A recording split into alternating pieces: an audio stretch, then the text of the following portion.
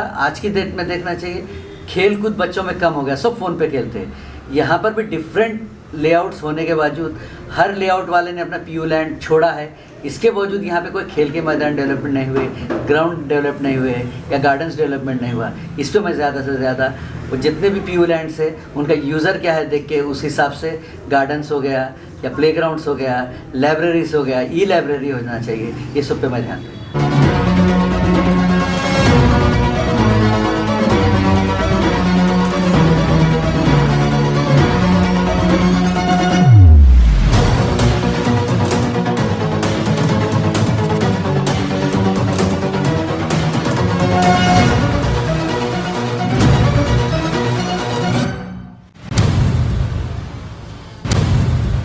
मेरा नाम गौसुद्दीन सैयद है।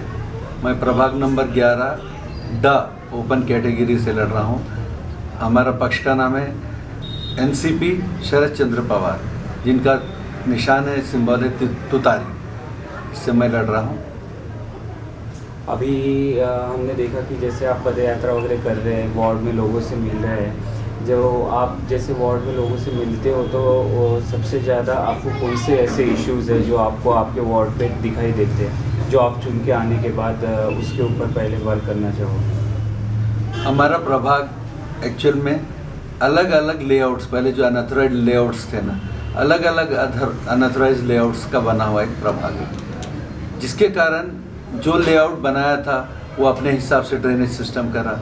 सबसे पुराना जो हमारा जाफर नगर एरिया है, इसमें तो सेप्टिक टैंक सिस्टम है, तो ये सब इसमें कोऑर्डिनेशन नहीं है, हर आदमी अपने अपने हिसाब से ड्रेनेज करा।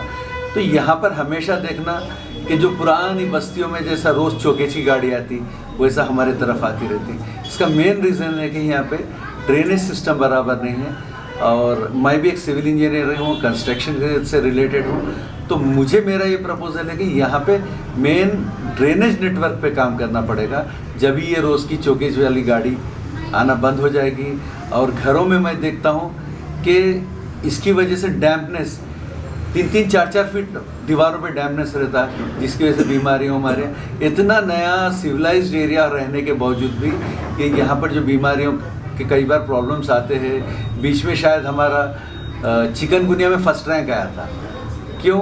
कि इसका रीज़न ये है कि यहाँ पे ड्रेनेज सिस्टम बराबर नहीं है, प्लस स्ट्रॉन्ग वाटर ड्रेन ये भी बराबर नहीं है। इसकी वजह से 2 साल पहले बहुत से घर डूब गए थे। तो फर्स्ट सीवर लाइन का ड्रेनेज, सेकंड स्ट्रॉन्ग वाटर का ड्रेनेज, इस पे वर्किंग करना बहुत ज़रूरी है। अभी हम देखते हैं कि ये जो अपना प्रभाग है ये सिविल लाइन से लग के एक तरीके के सिविल लाइन का ही पार्ट है, लेकिन ऐसा होते हुए भी कहीं ना कहीं हमें भेदभाव दिखाई देता है। हम प्रॉपर सिविल लाइंस में जाते हैं तो वहाँ पे अलग एक डेवलपमेंट दिखता है, यहाँ पे आते हैं तो यहाँ पे डेवलपमेंट इन प्रोसेस दिखता है। तो इसकी क्या रीज़न है?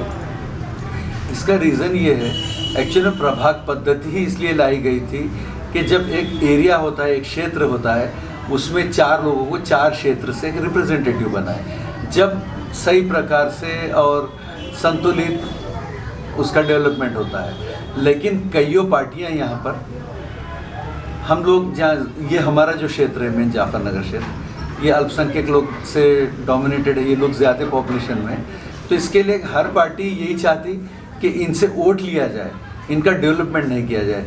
आप अगर देखोगे, हर पक्ष का देखोगे तो रिप्रेजेंटेटिव जाफर नगर के एरिया से नहीं लिया गया। इसमें सबसे ज़्यादा जो कांग्रेस पार्टी, जो सिर्फ हमारे वोट के भरोसे ही यहाँ के आमदार जीते जाते हैं, लेकिन वो हमारे एरिया का रिप्रेजेंटेशन नहीं देते। रिप्रेजेंटेशन नहीं देने के कारण क्या होता है कि यहाँ की अंदरूनी समस्याएं, जब मैं लोगों के घर में जाता हूँ मुझे मालूम है कि दीवारों पे सीलन कितनी है, वो बाहर वाले को नहीं मालूम होता। इसके कारण जो अनसंतुलित डेवलपमेंट होता है, हमारे एरिया डेवलप नहीं होता। बिल्कुल। और अभी हमने देखा है कि राष्ट्रवादी कांग्रेस पक्ष शरद चंद्र जी पवार, इनका जो पक्ष है, इन्होंने एक ग्राउंड कार्यकर्ता जो थे, समाज सेवक कार्यकर्ता थे, उनको कहीं ना कहीं उम्मीदवारी दे के सामने लाने का काम किया हुआ है।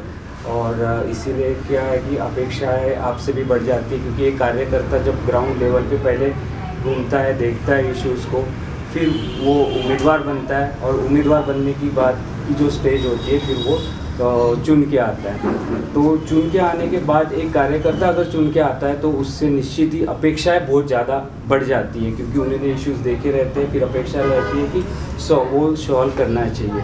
जैसे वो बोलते हैं ना कि जिसको इश्यूज़ पता होते हैं वही इंसान इशू सॉल्व करने की ताकत रखता है। तो अपेक्षा आपसे भी बहुत ज़्यादा है, और जो विकास और डेवलपमेंट, जो हम विकास विकास विकास ये नाम में देखते हैं हमेशा, उसे हम प्रभाग में भी देखना स्टार्ट करेंगे। आप ये इलेक्शन जीतते हो तो ऐसी कौन सी 2 चीज़ें हैं जो सबसे पहले आप प्रायोरिटी बेसिस पे आप उस पर ध्यान दोगे? प्रायोरिटी पे फर्स्ट तो मैं बताया था ड्रेनेज सिस्टम है, सफाई का सिस्टम है। सफाई में जो है ठेका पद्धति होने के बाद में क्या हो रहा है, कचरा लेने वाला जो लोग पैसे देते उनके घर का कचरा उठाता है, जो पैसे नहीं देते उनका घर का कचरा नहीं उठाता है, और कईयों जगह डंपनेस हो जाता है, कचरे का डंप पड़ा रहता है। इस पे ध्यान देंगे। और दूसरा, आज की डेट में देखना चाहिए खेल कूद बच्चों में कम हो गया, सब फ़ोन पे खेलते हैं। यहाँ पर भी डिफरेंट लेआउट्स होने के बावजूद हर लेआउट वाले ने अपना पीयू लैंड छोड़ा है। इसके बावजूद यहाँ पे कोई खेल के मैदान डेवलपमेंट नहीं हुए, ग्राउंड डेवलप नहीं हुए या गार्डन्स डेवलपमेंट नहीं हुआ। इस पे मैं ज़्यादा से ज़्यादा वो जितने भी पीयू लैंड्स है उनका यूज़र क्या है देख के उस हिसाब से गार्डन्स हो गया या प्लेग्राउंड्स हो गया, लाइब्रेरीज हो गया, ई लाइब्रेरी होना चाहिए, ये सब पे मैं ध्यान दूँ। अभी हम देखते हैं कि एक ओर सी चली हुई है, नागपुर एक डेवलप सिटी बन गया है। अब वो कितना बना ये क्वेश्चनेबल है, लेकिन शब्दों में तो बन गया है डेवलपमेंट। और वो डेवलपमेंट में क्या हुआ है कि जो हमारे बच्चों के लिए जो खेलने के लिए ग्राउंड्स थे, महानगर पालिका के ग्राउंड्स थे, वहाँ पे हम देखते कि आज वहाँ पे मॉल बन गए। उस मॉल में एक ब्रांडेड शॉप्स आ गई है जो कि हमारे देश के भी बाहर की कंपनी है। यानी जो बच्चे के लिए, हमारे खेलने वाले बच्चों के लिए जहाँ से वो खेल कूद से आगे बढ़ने वाले थे, वहाँ पे हम विदेशी ब्रांड लेके एक उनको प्लेटफॉर्म दिया। तो इसके ऊपर आपको क्या लगता है कि ये जो कितना सही है, एक बच्चों का खेलने के ग्राउंड पे मॉल को खड़ा करके विदेशी कंपनियाँ, जब केंद्र में स्वदेशी का बोलबाला है, इस वक्त में ये चीज़ें कितनी आपको लगता है कि ये फीड बैठती है? नहीं, इसमें 2 चीज़ है। एक तो महानगर पालिका एक सिविक बॉडी होती है, तो सिविक बॉडी का काम है ये बेसिक एम्यूनिटीज़ जो आप बोल रहे हैं, प्लेग्राउंड्स हो गया, ड्रेनेज हो गया, ये तो हमारा मेन काम है सिविक देखने का। लेकिन आजकल क्या हो गया राजनीति में, पहले क्या है, जैसा हमारे पार्टी के जो अध्यक्ष शरद चंद्र पवार साहब, ये लोग एक समाज सेवक है, वो पब्लिक की तकलीफ जानते हैं। लेकिन आजकल बिजनेसमैन ज़्यादा आ गए पॉलिटिक्स में, तो बिज़नेस वाले तो बिज़नेस के हिसाब से देखेंगे। अगर एक सोशल वर्कर होता तो बच्चों की खेल कूद की समस्या समझता, एक व्यापारी रहता तो यही सोचेगा ना, एक मॉल बनाऊंगा, यहाँ कमाई करूंगा, गवर्नमेंट का काम करेंगे। गवर्नमेंट जैसे नो प्रॉफिट नो लॉस में होने का चाहिए, लेकिन आजकल देखते गवर्नमेंट प्रॉफिट में हो रही है और पब्लिक भूखे मर रही है। वो एक्चुअल में जो गवर्नमेंट चला रहे हैं ना, उनकी सोच खराब है, इसके कारण ऐसा। अभी हम देखते हैं ना कि जो बड़े बड़े पक्ष हैं ना, वहाँ पे ना कॉरपोरेटर इंपोर्ट किए जाते हैं। पहले होता था कि कार्यकर्ता काम करता था, बाद में उम्मीदवार बनता था। लेकिन आज कार्यकर्ता तो काम कर रहा है, जब इलेक्शन लगते हैं तब हमें वीआईपी उम्मीदवार दिखाई देते हैं, जो ग्राउंड लेवल पे कभी कार्यकर्ता नहीं बने, डायरेक्ट वो इलेक्शन को सामने जाते हैं। ऐसे बड़े जो नेशनल लेवल की जो पार्टी है उसमें ज़्यादातर ये देखा जाता है। तो इसके बारे में आपको क्या बोलना है इसके बारे में? यही, क्योंकि अभी आजकल क्या है, सोशल वर्कर की कोई इज्जत नहीं रही। अभी पूरा कॉर्पोरेट लेवल पे पार्टियां चल रही है, बस कितना खर्चा करना है और कितना कमाना है। जब वो वीआईपी उम्मीदवार पैसे खर्चा करके आने के बाद में वो काम की तो सोचेगा ही नहीं ना, रिटर्न्स चाहेगा।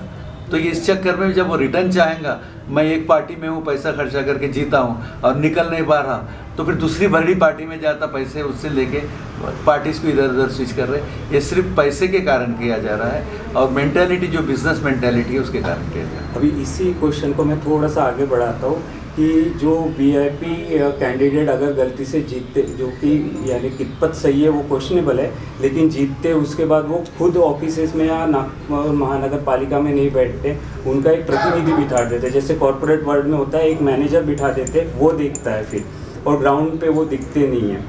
तो उम्मीद आपसे भी इसलिए ज़्यादा हो जाती है क्योंकि एक कार्यकर्ता को उम्मीदवार बनाया गया है। जब कार्यकर्ता उम्मीदवार बन जाता है तो उम्मीदें जो होती है वार्ड के लोगों की वो बढ़ जाती है। लेकिन आशा यही है कि आप भारी बहुमत से जीते और जीतने के बाद जितने इशू आपने हमारे साथ डिस्कस किए हुए हैं उसी चेंजेस हमें ज़रूर दिखेंगे।